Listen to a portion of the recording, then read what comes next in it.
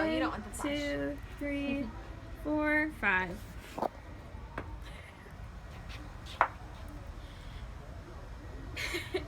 Chesapeake, Virginia is a place that I didn't expect to ever call home. I was a military kid, so I moved around a lot, but for 6 years, I lived in this wonderful town where I met the most amazing people, and for the first time ever, felt a great sense of community. So, in December of 2015, it came as a shock to everyone when I told them that I was moving. Now, this decision was not one that I just happened upon. Instead, it was something that was put in my mind time after time. I knew that God was telling me that I needed to be in Orlando, Florida, but I didn't want to face it.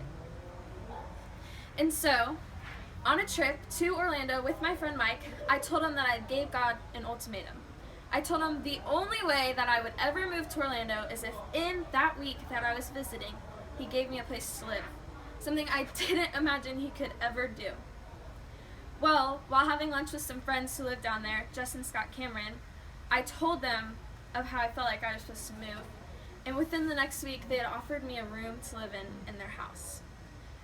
Now, I was shocked, and so the whole way back to Chesapeake, I was thinking, how do I get out of this? How do I get out of this? How do I get out of this? So I decided, well, the next logical step is to seek counsel. They'll tell me no, I know it. So the first person that I met with was Crystal Goins. She was my young life leader and somebody I respected a lot. And she probably knew more than anyone that I was prone to run away from my troubles. So I figured she would think that this was just me running away.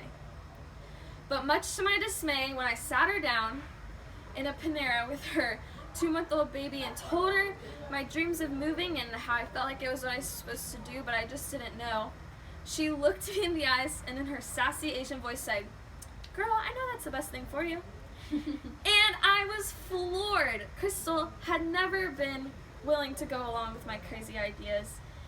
And so I decided to take it to the next step. I sat down my Young Life area director, Steve Rawls, and I told him that I was thinking of moving. I wouldn't have finished my 2-year contract, so I knew that there was no way he was going to let me out of it. But as I'm sitting on the kitchen floor talking to Teresa and Steve about this, they both look at me, and with the most open heart in the world, they said, "Summer, we just are so excited. We think it's the best thing for you." Now, these were not people I expected to say yes, so I went to the last people in the world I expected to say yes, and that was my parents.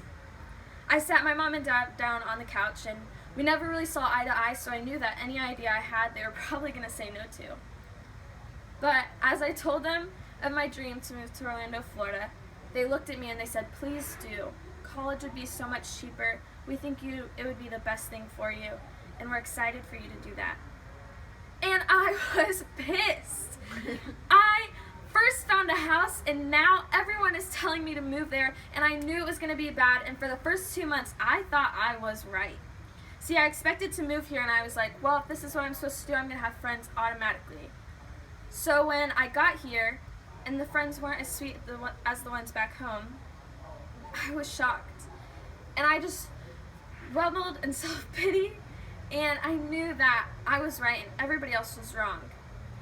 And then I decided, well, I have to find a ministry to get plugged into, and when it didn't happen right away, I knew it in my mind. I said, well, everybody was wrong, and I wasn't supposed to move here.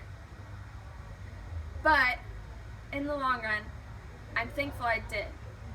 See, I might not have friends as sweet as the ones back home, but I have seedlings that are turning into that. And I might not have a ministry that is as fruitful as the one that I had there, but I'm sowing grounds here that are going to be fruitful in springs to come. And I've never been more thankful to say that I live in Orlando, Florida. Summer, that was